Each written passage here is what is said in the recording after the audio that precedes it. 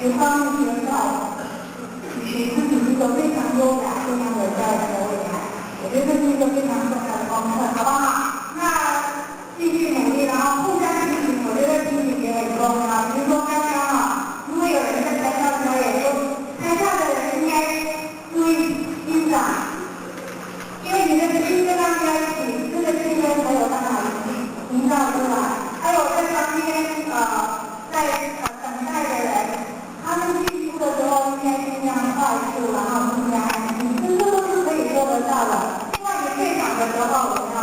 你在退场的时候，也不要用跑的，你可以快速。刚刚有人说还把桌子撞到里面，这些情形如果你多用避免的，那我们这个会场整个气氛和品质就出来了啊。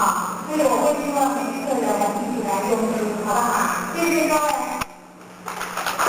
好，谢谢严主任给我们的提醒啊。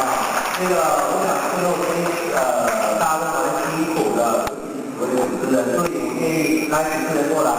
它包含了我10班黄子晴同学、沈婷芝同学、吴家荣同学、李佩宇同学、刘佑启同学、李建伟同学，我们是由我们林美老师以及江老师辛苦指导，我们大家给他们掌声好不好？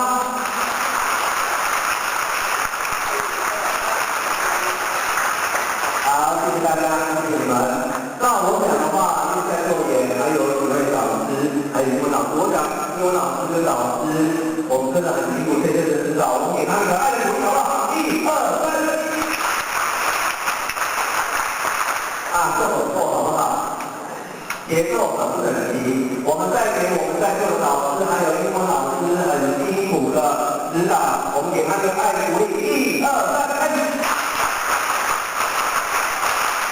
谢谢各位，刚刚这一次是各位，所以刚才校长跟你们已经讲很多，我办这活动让我玩英文，英文绝对不是很枯燥的，英文不是为了要考试而已，它还有用到很多方面，所以今后你在每一学期我们都有相关活动的设计，第一是很圆满的一个 ending， 但是问题就是你英文的学习是不断的在精进，我们给自己一个爱的鼓励好不好？1、2、3，开始。